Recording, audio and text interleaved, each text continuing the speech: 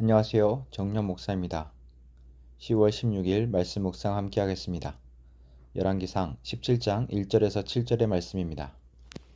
길르앗의 디셉에 사는 사람, 디셉 사람 엘리야가 아합에게 말하였다. 내가 섬기는 주 이스라엘의 하나님께서 살아계심을 두고 맹세합니다. 내가 다시 입을 여기까지 앞으로 몇 해 동안은 비는커녕 이슬 한 방울도 내리지 않을 것입니다. 주님께서 엘리야에게 말씀하셨다. 이곳을 떠나서 동쪽으로 가거라. 그리고 거기 요단강 동쪽에 있는 그리시네가에 숨어서 지내며 그 시냇물을 마셔라.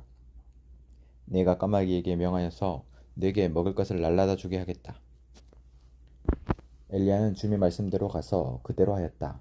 그는 곧 가서 요단강 앞에 있는 그리시네가에 머물렀다. 까마귀들이 아침에도 빵과 고기를 그에게 가져다 주었고 저녁에도 빵과 고기를 그에게 가져다 주었다. 그리고 물은 그곳 시냇물을 마셨다.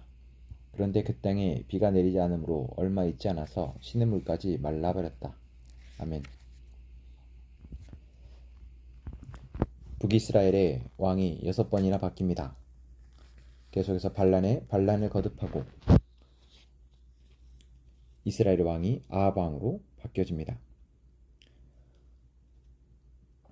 아합 왕은 이스라엘의 왕이 된 이후 22년이나 다스리는 왕이었습니다.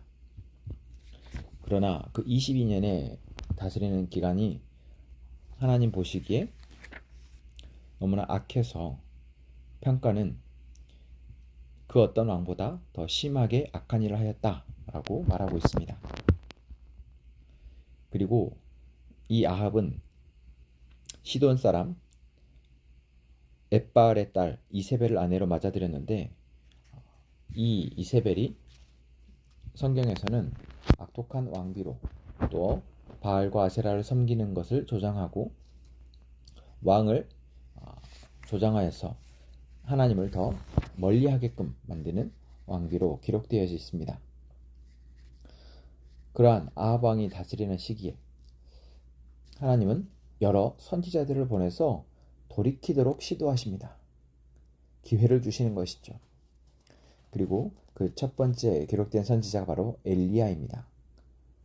디셋 사람 엘리야는 아합에게 나타나 하나님의 말씀을 전합니다. 그것은 바로 하나님이 말씀을 하실 때까지 비가 내리지 않을 것이다 라는 것이죠. 오늘 본문 속에서 엘리야가 하나님의 뜻을 전달하는 것이 우리는 낯설게 느껴집니다. 남유다도 아니고 북이스라엘에서 하나님이 선지자를 보내신 것, 그리고 한 번도 아니고 이후의 본문을 보면 여러 차례 많은 기회를 아합에게 주고 계시는 것처럼 보이는데 그것이 우리는 다른 왕들에 비해서 낯설게 느껴지는데 우리는 하나님이 북이스라엘은 그냥 포기하고 버려버리신 것이 아님을 알 수 있는 것이죠. 어쩌면 아합뿐만 아니라 다른 왕 때에도 하나님은 이처럼 그들을 돌이키기 위해서 열심을 내시지 않았을까 생각해 보게 됩니다.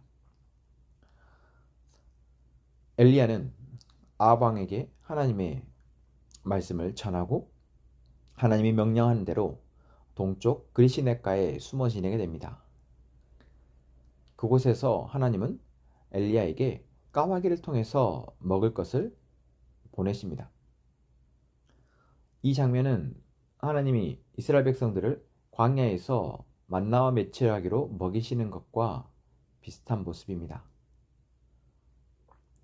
온 이스라엘 땅에 비가 내리지 않아 그들은 먹을 것이 없어서 가란 상태인데 오직 엘리야만이 하나님이 보내시는 까마귀를 통해서 먹게 되는 것. 이것이 바로 하나님이 하나님의 공급하심을 하나님의 백성들에게 배우게 또 학습하게 하시기 위한 모습인 것입니다. 그렇게 엘리야는 하나님의 공급하심을 통해서 빵과 고기를 먹고 또한 그곳 시내에 물을 마십니다. 이스라엘 백성들이 잃어버린 하나님의 주권, 하나님의 주관자 되심을 하나님은 엘리야를 공급하심을 통해서 다시 보게 하시는 것이죠. 이처럼 하나님은 어느 시대 어떠한 상황에서도 하나님이 공급자이시며 하나님이 주관자이심을 하나님의 백성들에게 알게 하신다라는 것을 우리는 소망 삼아야 합니다.